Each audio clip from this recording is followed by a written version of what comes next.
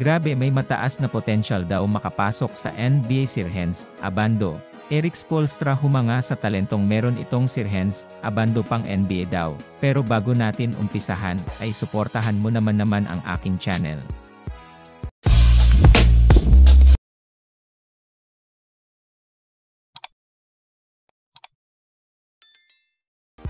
Kakaibang potential nga daw ang nakikita ng mga basketball analyst dito kay Sirhens, Abando, at para nga daw itong NBA caliber sa estilo ng kanyang paglalaro. Napakaganda nga daw ng pinakita nitong paglalaro para sa ating national team, na Gilas Pilipinas. Hindi nga daw biro ang ginagawa nitong Sirhens, Abando, para sa Gilas Pilipinas. Kahit nga daw napakaigsi nga lang daw ng playing time nito, ay naipakita nga daw nito ang kanyang skills, lalong-lalo na nga daw pagdating sa pagdepensa.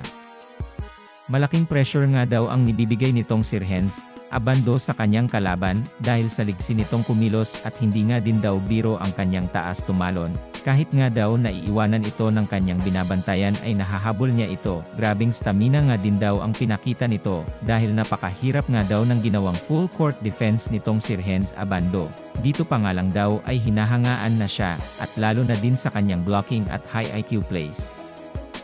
Maging itong si Erik Spoelstra ay humanga sa kanyang pinapakitang paglalaro. Napakasipag nga daw nitong player, at napaka-very athletic player nga daw nitong Sirhens, Abando, at bihira nga lang daw ang ganitong player na napakasipag.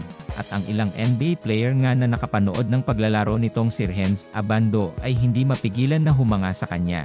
Dahil sa galing nitong maglaro ng basketball, at napakagaling din ng depensa nitong Sirhens, Abando, napakahirap nga daw kalaban nito.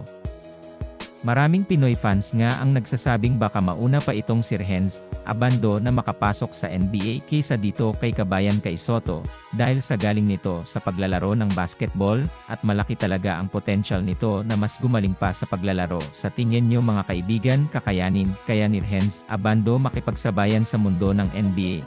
O dapat pa itong mag-ensayo ng mabuti at paunlarin pa ang kanyang paglalaro? Paki-comment naman ng iyong opinyon.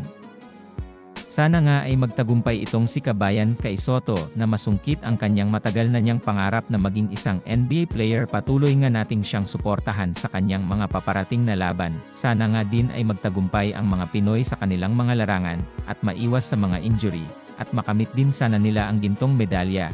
Proud na proud kami sa inyo. Patuloy nga nating suportahan ang mga kababayan nating naglalaro ngayon sa iba't ibang dako ng bansa. Maraming salamat sa panonood ng aking video. Kung nagustuhan mo ang aking video, ay huwag kakalimutang like and subscribe. At huwag mo na din kakalimutang pindutin ang notification button upang updated ka sa aking mga video.